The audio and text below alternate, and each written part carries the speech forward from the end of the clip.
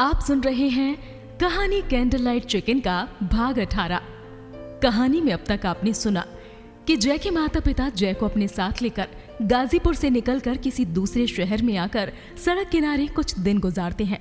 जिस इंसान की जगह पर वो रह रहे होते हैं वो इंसान एक मुसलमान होता है और एक दिन मजबूरन उन्हें उसी के घर का खाना भी खाना पड़ता है, क्योंकि जब जेब में पैसे ना हो तो इंसान अपनी जरूरत का ख्याल करता है, धर्म और मजहब का नहीं। जहां एक तरफ जय के पिता ने जय का रिश्ता जोया के साथ सिर्फ धर्म की वजह से तोड़वा दिया था, लेकिन आज उनके सामने एक ऐसा दिन था जहां उनको नौकरी भी एक मुसलमान के घर ही मिली। दरअसल एक जानिसार नाम के बिजनेसमैन की फैक्ट्री में धर्म प्रताप पांडे को गार्ड की नौकरी मिलती है और वही उनके रहने का इंतजाम भी कर देते हैं।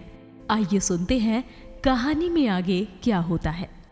जिस फैक्ट्री में धर्म प्रताप पांडे को काम करने और रहने की जगह मिलती है, वहीं पर मुन्ना नाम का एक असिस्टेंट उन्हें मिलता है। मुन्ना अपने मालिक जानिसार के कहने पर धर्म प्रताप पांडे के रहने का पूरा इंतजाम करता है। इसके बाद मुन्ना तेज कदमों के साथ वहाँ से चला जाता है। जय के पिता ने कमरा खोला और अंदर प्रवेश कर गए और जैसे ही लाइट जलाई उन्होंने अपनी पत्नी से कहा, कमरे काफी बड़े हैं ना जय की मम्मी?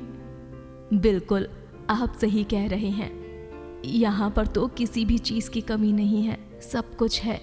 बेड पर बैठते ही जय की मम्मी ने कहा, हाँ जय की मम्मी, सब कुछ बहुत अच्छा है, लेकिन हमें भी अपनी ईमानदारी और मेहनत से साबित करना पड़ेगा कि हम वाकई इस कंपनी के लायक हैं। सहमति में सिर हिलाते हुए जय की मम्मी किचन में जाकर सारी चीजें सही से रखने लगी। इसके बाद खाना खाकर तीनों सो गए। अगले दिन सुबह उठकर नहा धोकर जय के पिता तैयार होते हैं। इसके बाद तुरंत दफ्तर में जाकर मुन्ना से काम समझते हैं। दिन भर काम में मेहनत और लगन के साथ लगे रहते हैं। उनके व्यवहार से कंपनी में काम करने वाले वर्कर्स भी काफी खुश हो जाते हैं। इसी तरह से कुछ ही दिनों में जय के पिता कंपनी के हर काम को बारीकी से समझने लगे। किसी के यहाँ माल पहुँचाना हो या फिर काम के सिलसिले में बाहर जाना हो, जय के पिता हर काम को दिल लगाकर करते हैं। अगर कहीं जाना भी हो तो तुरंत जाने के लिए तैयार हो जाते हैं। इसी बीच एक दिन बड़े साहब आए तो उन्हें पता चला है कि कंपनी का प्रोडक्शन पहले से 2 गुना और माल की फिनिशिंग भी बहुत अच्छी हो गई है। पहले माल बेचने में कभी कभी नुकसान भी उठाना पड़ता था और माल उठाने वाले आनाकानी करते थे। वो सारी शिकायतें अब दूर हो गई थी। कुछ ऐसे वेंडर्स थे जिन्होंने माल उठाना बंद कर दिया था, उन्होंने फिर से माल उठाना शुरू कर दिया है। बड़े साहब ने जब ये बात सुनी तो मुन्ना से पूछा, ये सब कैसे हुआ? मुन्ना ने बताया कि पूरे दिन पंडित जी यहाँ काम करने वाले लोगों के साथ लगे रहते हैं और अपने काम को बहुत मेहनत और ईमानदारी के साथ करते हैं। ये सुनकर बड़े साहब बहुत खुश हुए। पंडित जी को जैसे ही पता चला कि बड़े साहब आए हुए हैं तो वो दौड़ते हुए उनके पास आकर अभिवादन करते हैं। बड़े साहब पूछते हैं, क्यों पंडित जी, मन लग रहा है ना काम में? अरे बहुत ज्यादा बड़े साहब, आजकल तो बस काम को समझने में ही लगा हुआ हूँ, जितना हो सकता है उतना कर भी रहा हूँ। बड़े साहब, अरे नहीं, तुम बहुत अच्छा काम कर रहे हो। मुझे सभी लोगों ने बताया कि तुम्हारे व्यवहार से सभी वर्कर बहुत खुश हैं। भाई, मुझे तुमने खुश कर दिया, अब मुझे कोई चिंता नहीं है। इतने में जय की माँ ट्रे में 2 कप चाय ले आई। नमस्ते करती हुई बोली, बड़े साहब थोड़ी सी चाय पी लीजिए। कप का प्याला हाथ में लेकर धन्यवाद करते हुए बड़े साहब चाय पीने लगे। बातचीत के दौर में जय के पिता को पता चला कि बड़े साहब ने हाल ही में अपने इकलौते बेटे को खोया है, तो वो भी बहुत दुखी हो जाते हैं। बड़े साहब के दुख को कम करने के मकसद से जय के पिता ने भी अपनी आप बीती बड़े साहब को सुनाते हुए कहा कि किस तरह से उनका हंसता खेलता परिवार दुखों के जाल में फंस गया।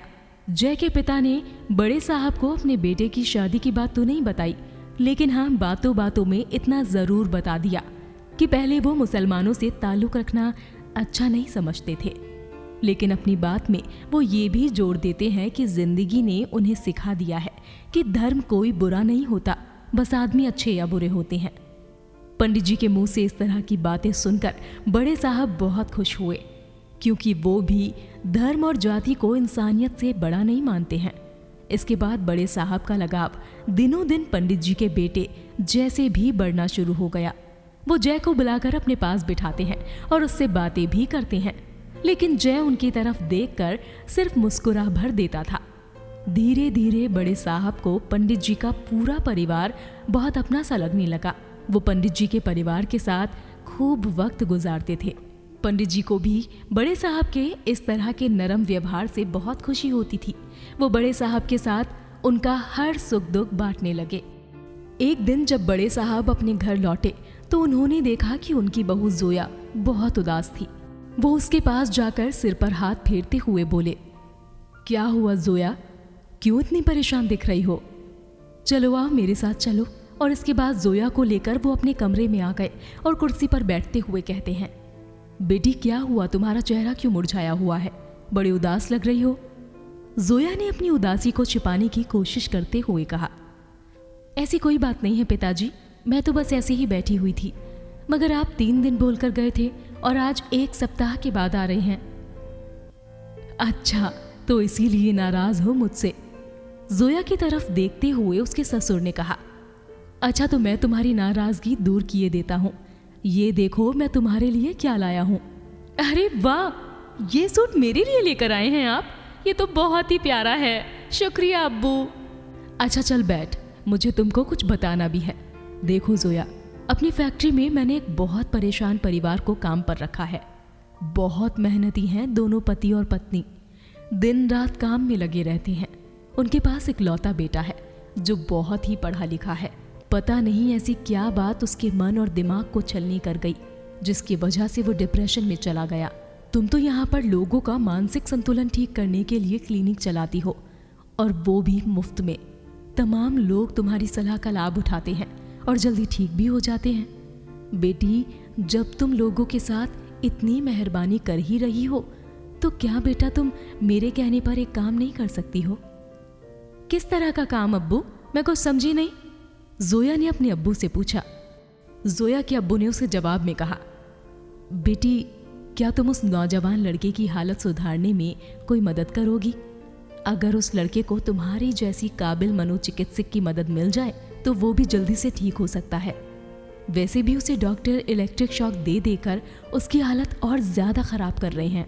ये बात सुनकर जोया पहले तो थोड़ी देर तक चुप रही, मगर कुछ देर सोचने के बाद बोली, ठीक है अब्बू, अगर आप कह रहे हैं तो मैं ये काम कर सकती हूँ। वैसे आपको मुझ पर भरोसा है कि मैं ये काम कर सकती हूँ? जोया के अब्बू, अरे मुझे पूरा यकीन है कि तुम ये काम कर सकती हो। आखिर जिसने इतने बड़े सदमे से खुद को और इस परिवार को उबारने में हम सबकी इतनी मदद की है, उसके लिए ये काम मुश्किल कैसे हो सकता है? ठीक है अब्बू, अगर मेरी कोशिश से किसी की जिंदगी बेहतर हो सकती है तो मैं जरूर उसको ठीक करने की कोशिश करूंगी, मगर अब्बू आपके सहयोग के बिना ये मुमकिन नहीं है। हाँ हाँ बेटी, मैं तो हमेशा तुम्हारे साथ हूँ। वैसे वहाँ पर तुमको ले जाने का मेरा मकसद ये भी है कि बहुत दिनों से तुम या तो इस घर की 4 दीवारी के भीतर हो या फिर अपने क्लिनिक के मरीजों से घिरी रहती हो। अरे अगर थोड़ा सा घूम फिर लोगी तो मन भी हल्का हो जाएगा। ठीक है अब्बू, चलिए अब बातें बंद, मैं आपके लिए खाना परोस देती हूँ। आप हाथ मुंह धोकर आइए, फिर साथ में खाना खाएंगे। इसके बाद जोया अपने सास और ससुर के साथ मिलकर खाना खाती है और अपना सामान पैक करने के लिए अपने कमरे में चली जाती है। जोया भले ही उस लड़के को जानती नहीं है, लेकिन इंसानियत के नाते वो उस अजनबी को ठीक करने की कोशिश जरूर कर सकती है। अगले दिन सुबह ही गाड़ी से जोया अपने सास ससुर के साथ शहर के लिए निकल पड़ी। पता नहीं क्यों जोया को अजीब सी बेचैनी होने लगी। उसे लगने लगा जैसे वो किसी अपने के लिए ही वहां जा रही है। तमाम बातें सोचते सोचते कब सफर खत्म हो गया जोया को पता ही नहीं चला। जैसे ही गाड़ी रुकी वैसे ही जोया को पता चला कि वो कंपनी पहुंच चुकी है। कंपनी के गेट पर उतरने से पहले जोया अपने दुपट्टे से अपने मुंह पर नकाब बांधकर गाड़ी से बाहर निकली। अपने सास ससुर के साथ वो सीधे उनके ऑफिस में चली गई। मुन्ना तुरंत ग्लास में पानी लेकर अंदर आया और तीनों को सलाम करते हुए कहा, बड़े साहब क्या चाय बना दूं या शरबत मंगा दूं? अरे जोया बेटी, ये मुन्ना है, यहीं पर काम करता है, बहुत ही मेहनती और लगन से काम करने वाला बच्चा है। जोया की तरफ देखते हुए मुन्ना ने एक बार फिर से उन्हें सलाम किया। बड़े साहब ने मुन्ना से कहा, मुन्ना जरा पंडित जी को भेजना, जरूरी काम है, जल्दी से भेज दो।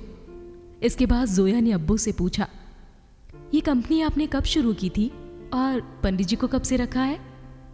बेटी, से मैंने आज से 25 साल पहले शुरू किया था। पहले तो बहुत ज़्यादा अच्छी तरह से कंपनी नहीं चली, लेकिन जब से पंडित जी ने यहाँ काम करना शुरू किया है तब से कंपनी काफ़ी फ़ायदे में चल रही है। यही लगभग 1 साल पहले पंडित जी को यहाँ पर रखा था। बेटी, फरहाद को इस कंपनी से बहुत लगाव था। वो अक्सर यहाँ आया करता था।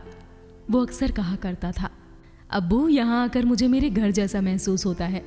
जोया को अब्बू ये सब बता ही रहे होते हैं कि गेट पर दस्तक देते हुए पंडित जी ने नमस्कार करते हुए पूछा, क्या मैं अंदर आ सकता हूँ बड़े साहब? जोया को ये आवाज़ कुछ जानी पहचानी सी लगी। उसने घूम कर देखा तो उसके सामने कोई और नहीं बल्कि जय के पिताजी थे। अचानक उन्हें अपने सामने देखकर जोया की आंखें खुली की खुली रह गई। जोया ये सब देखकर कुछ सोच ही रही होती है। इतने में बड़े साहब कहते हैं, अरे ये भी कोई पूछने की बात है पंडित जी। बेटी, यही है पंडित जी जिनके बारे में मैं तुमको अभी अभी बता रहा था। क्या होगा इस आने वाले पल में, जिस पल में जोया का अतीत उसके सामने आकर खड़ा हो जाएगा। वो अतीत, जिस अतीत को जोया ने किसी मजबूत संदूक में कैद करके उसकी चाबी कहीं दूर फेंक दी थी। क्या जोया इसे सहन कर पाएगी और क्या जय जोया को पहचान पाएगा? जानने के लिए सुनिएगा जरूर कहानी कैंडललाइट चिकन का अगला भाग, सिर्फ स्टोरियन लफ्जों के हमसफर पर।